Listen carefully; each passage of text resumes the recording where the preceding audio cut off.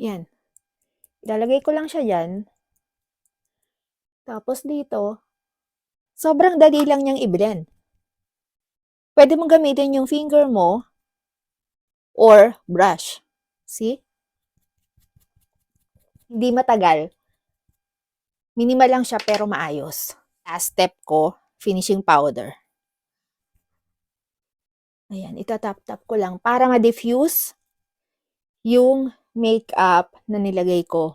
Lagay ko lang dito. Ayan, and yung relo na gagamitin ko ay etong Guess.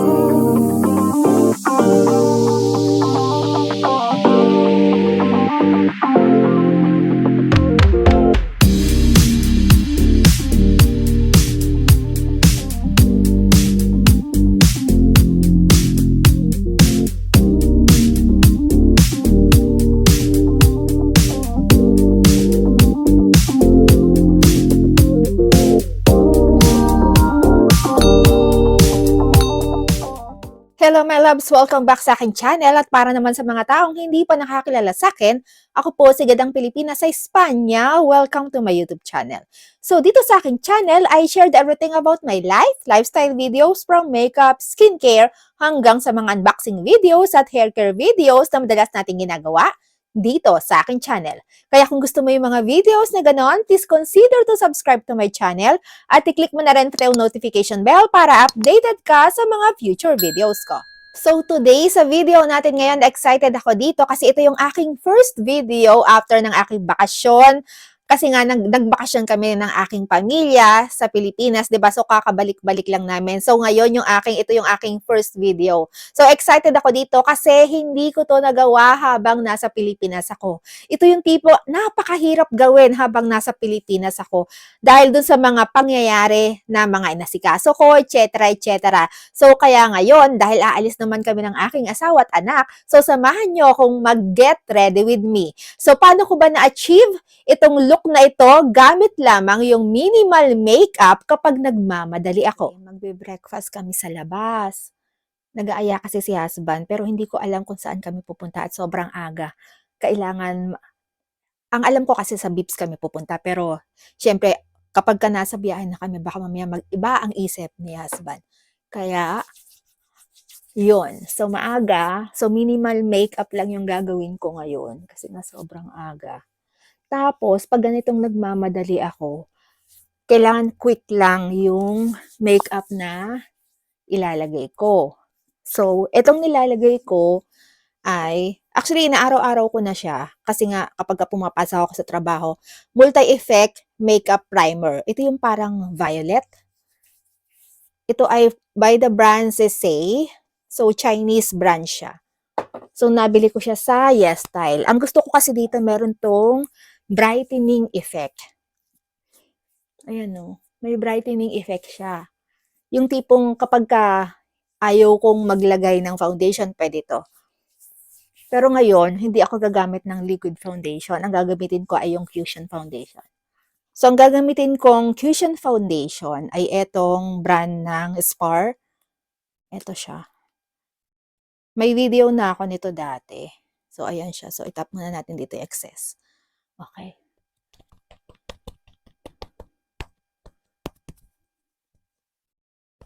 Ayan. So, blendable din to at maganda siya sa skin. So far, nag-heal na yung aking pimple marks, kaya wala akong masyadong kailangang takpan. Ayan. So, yun nga, nagbakasyon kami, di ba? So, ako lang ba yung kapag ka nasa bakasyon, ewan ko lang sa ibang nagbabakasyon sa Pilipinas, ako lang ba yung kapag ka nasa bakasyon sa Pilipinas, iniisip mo yung bansang kung saan ka galing, iniisip ko pa rin yung Spain habang nasa nasa Pilipinas ako. Yung parang tipong gusto ko na kaagad bumalik. So next, in-outline ko na yung aking kilay. Ngayon naman i-fill in ko siya gamit itong Into It. Yeah, Into It. Sa Pilipinas ko to nabili. So yun nga. So nagbakasyon nga kami sa Pilipinas, 'di ba? So ako lang ba yung habang nasa Pilipinas iniisip ko pa rin yung Spain. Dahil dun sa mga bagay-bagay na, let's say, tulad nito, itong ginagawa natin ngayon, itong ginagawa ko ngayon na pag-aayos. Hindi ko kasi 'to nagawa dun, eh. May mga bagay akong nagagawa dito sa Spain na parang ang hirap gawin kapagka nasa Pilipinas ka. Like, itong pagme-makeup, 'yan. Itong pagme-makeup, bihira ko siyang magawa sa Pilipinas, you know why?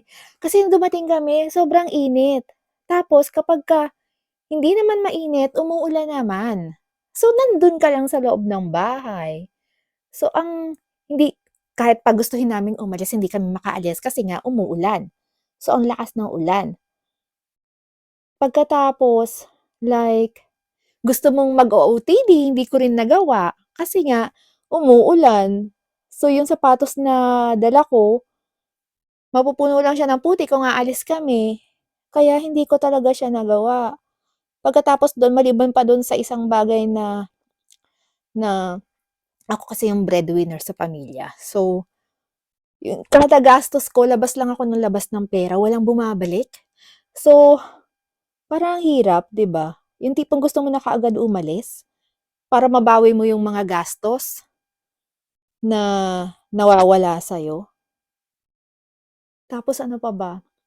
Yun, yung traffic. Nag-commute kami ni husband, sinubukan naming mag-commute. Kasi wala naman kaming sasakyan sa Pilipinas, eh. So, 'pag umaalis kasi kami sa Pilipinas, it's either magga-Grab kami o kung pupunta kami sa Mega Mall, alam mo yung FX sa Mega Mall, yun. Yun yung sinasakyan namin. Tapos pero mostly ng mga lakad namin hanggang dun lang naman kami sa area ng Binangonan and Angono. So, tricycle and jeep lang naman yun. Ang pinakamalayong narating namin is Mega Mall. Ay no, Loyola. Yes, nagpunta kami ng Loyola din kasi nandun nakalibing yung tatay ng aking asawa. Ang layo 'no, layo ng pinuntahan namin. So, yun nga. So, kapagka pumupunta kami ng SM Angono, ang laki ng pamasahe. Isa yun sa mga bagay na napansin ko. Dito kasi sa Spain, kahit pa araw-araw kami lumabas, wala kaming binabayaran na hindi namin kailangan maglabas ng pera para mamasahe kasi meron kaming tinatawag na top card. Yun na yung pamasahe namin, nandun na, for 1 month na yun. Loloadan lang namin siya after a month para magamit namin. Tapos unlimited use na yun, kahit saan kami pumunta within Madrid. Unlimited use na yun. Okay, so tapos ko nang gawin yung aking kilay. Next naman ay etong Milk Makeup, yung kanilang, ano ba 'to? Burst, yung stick na binili ko dati bago ako magbakasyon, ayan. Ito kasi sobrang useful nito sa'kin. Kapagka ganitong nagmamadali ako, ilalagay ko lang siya dito. 'Yan, ilalagay ko lang siya diyan, tapos dito, wait kunin natin yung aking handheld mirror. Ayan, ilalagay ko lang siya diyan, tapos dito din.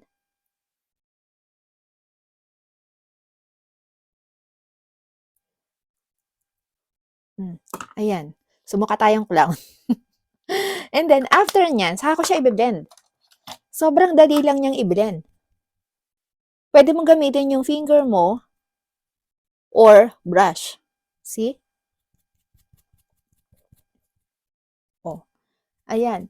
And then, yung nandun naman sa aking eye, ibe-blend ko lang yan ng eyeshadow brush, yung ganitong brush.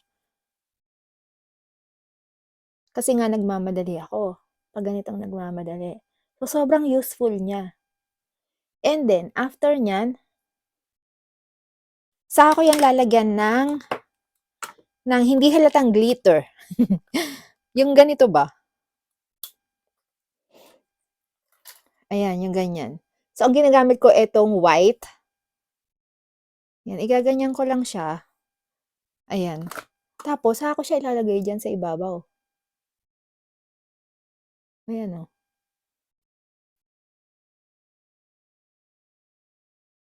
Ayan. So, okay na yan. Ganyan. Kasi nga, nagmamadali ako.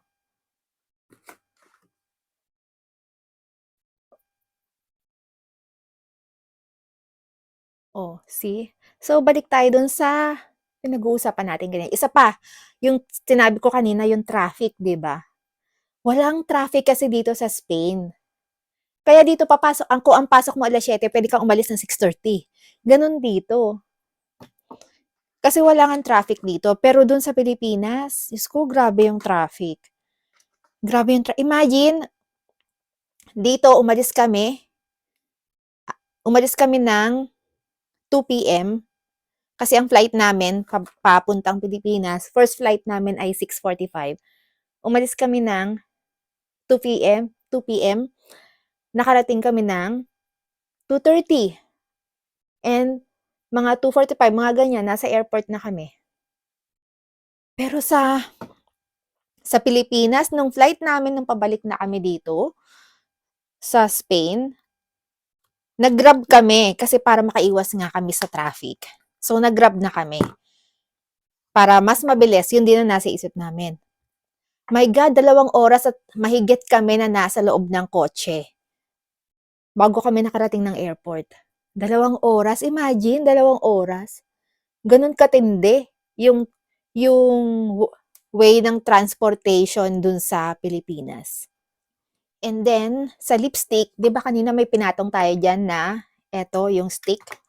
So, ngayon naman gagamitin ko 'tong Melted Matte ng Too Faced. Liquid lipstick siya.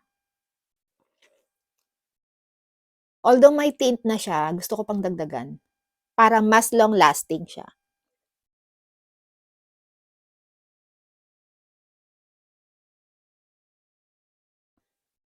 Ayan.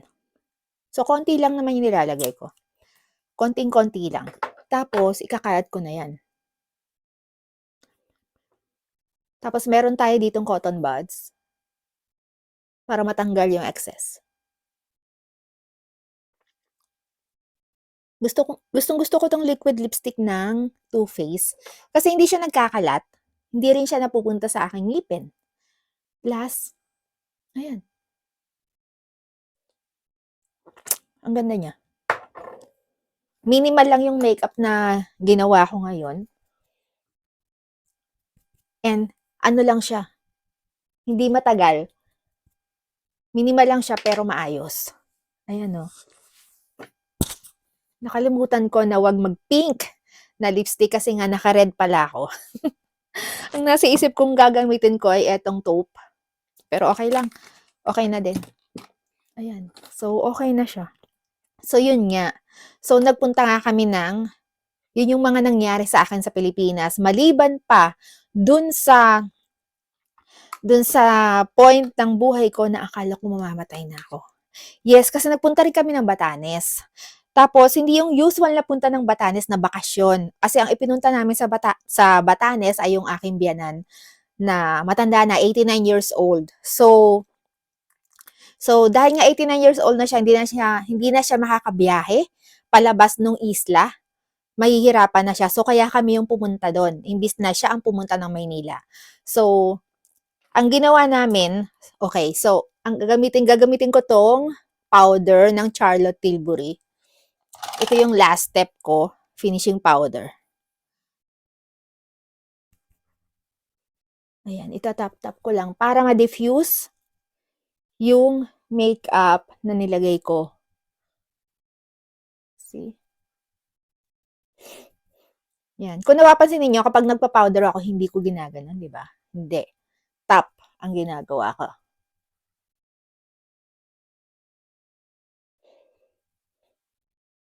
Okay. Ayan. So, tapos na tayo. So, mabalik naman tayo dun sa pinunta namin sa Batanes. So, pinuntahan nga namin yung aking biyanan. So, after namin makarating ng airport ng Basco, nag-tricycle kami, papunta dun sa Port Ivana kasi dun kami sasakay ng bangka. Kasi after nun, mula sa airport, papunta dun sa Port Ivana, tricycle lang ang sinakyan namin. So, imagine may mga bagahe kami, tapos kailangan namin pumunta ng Port Ivana. So, nagbayad kami ng 300 pesos dun sa tricycle. Ganun kalayo yung port mula sa Basco papunta doon sa Port Ivana kung saan kami sasakay ng bangka. Kaya nagbayad kami ng 300 pesos. Tapos after nun, nag-antay pa kami ng 4 hours papunta bago kami nakasakay ng bangka kasi may oras yung dating ng bangka. At sobrang aga namin dumating ng Basco. Kasi, so, mga 1:30 sumakay na kami ng bangka, paalis na yung bangka. Tapos, nasa gitna kami ng dagat. Yung nasa gitna na kami ng dagat, bigla na lang huminto yung makina. Tapos, nagkakagulo na yung mga pahinante. Nagkakagulo sila nung una hindi ko pinansin. Pero nakaka-alarma 'yon kapag nagkakagulo na sila. Tapos next thing na nakita ko, nagsasalok na sila ng tubig na balde-balde palabas ng bangka. So imagine niyo tapos yung bangka namin nakaganon na, nakagilid na. Nakagilid na siya. Pinapunta na kasi kami doon sa isang side. So hindi naman maalon, kalmado yung dagat, pero ang nagkaproblema yung bangka namin. So kahit na hindi maalon at kalmado yung dagat, tapos yung bangka namin nakaganon na. So konting alon lang, papasok yung tubig dun sa may bangka. So yun yung iniisip ko na sana hindi mangyari yon. Kasi kapag pumasok yung tubig dun, yung tubig sa may bangka, ay yun na. Talagang naka-life jacket naman kami, pero syempre kakabahan ka pa rin. Lalo na sa tulad ko na hindi marunong lumangoy. After nun, naiyak na ako. As in, kinabahan kasi talaga ako. First time kong maramdaman yung gano'n. Tapos, nag-flashback na sa akin yung mga nangyari sa buhay ko. Tapos, nag-flashback na rin sa akin na namatay yung kapatid ko ng 2020. Tapos, kakamatay lang ng tatay ko ng July, ngayong taon. Tapos, inisip ko, katapusan ko na ba yung time na yun? Kaya, ayun. So, umiyak na talaga ako. Naiyak ako nung nasa bangka pa lang kami. First time ako nakita ng asawa ko na kinabahan ng gano'n. Siyempre maaalala ko at maiisip ko yung anak ko na naiwan ko na nasa Manila. Kasi yung hindi sumama yung anak namin, eh. Hindi sumama yung anak namin papuntang Batanes. Tapos kasi nag-e-enjoy siya na kasama yung mga pinsan niya. Tapos, okey, so yung ginamit kong earrings, yung dangle earrings na may pagka-bulky. Gustong-gusto ko talaga yung mga earrings na ganito, yung parang nagse-sway siya sa ear ko kapagka sinusuot kong ganyan, kapagka gumagalaw ako. And then, yung ring, ayan, lalagay ko lang dito. Ayan, and yung relo na gagamitin ko ay etong Guess. So, yun nga. So, ganun pala yun, no? Kapagka yung feeling mo parang oras mo na, yung magfa-flashback pala talaga lahat sa'yo. Yung tipong may parang movie na nasa harapan mo na nakaganon, na sunod-sunod, na nakikita mo lahat. Gano'n yung pagkaka-flashback sa'kin. Kaya kinabahan talaga ako. So, thank God nakarating naman kami ng Batanes ng safe. Pero kaya kami nakarating ng Sabtang kasi nasa isla ng Sabtang nga yung aking biyenan. So, dun kami pumunta nung time na yon. So, ang ginawa kasi nung nagda-drive nung bangka, kasi nga huminto na yung makina sa gitna. Nung bumalik siya, yung umoko yung makina, pinaspasan niya ng pagpapaandar dun sa bangka hanggang sa nakarating kami dun sa Sabtang, pero nakagilid na yung bangka. As in, sumadsad siya. Hindi siya dapat yung parang hinintuan niya, yung sinadsadan niya, hindi pa yun yung talagang babaan ng mga pasahero. Hindi. Sa buhangin siya sumadsad. So, kahit na gano'n, at least safe pa rin naman kami na nakarating ng Sabtang nung mga time na yon. Tapos, nakabalik din kami ng matiwasay sa Manila after 10 days nang walang nangyayaring aberya. Hina gano'n na tulad ng pagpunta namin. Alright, my loves, thank you for watching at sana nagustuhan mo itong ating video ng Get Ready With Me. So far, gusto ko yung look ko kahit na minimal makeup lang yung aking ginamit. Ang alam ko, nagdala dito yung lips ko dahil dito sa lipstick. Ayan o, sobrang ganda niya kasi. Ayan, ang ganda ng lipstick. So far, thank you for watching at sana nagustuhan mo nga itong ating video ngayong araw na ito. Kung nagustuhan mo naman itong ating video ngayon, please don't forget to give me a thumbs up at pwede mong i-share itong ating video sa mga taong tingin mo ay nangangailangan. Pero tulad ng dati, bago tayo magtapos, kung bago ka dito sa aking channel, please subscribe to my channel at i-click mo na rin pati yung notification bell at huwag mo rin kalimutan i-click ang all after ng notification bell para updated ka at wala kang mamiss sa mga susunod ko pang videos. Thank you for watching, my loves, and don't forget, always remember to be beautiful inside and out. And so yeah, thank you for watching and see you on my next videos. Bye, my loves. Thank you.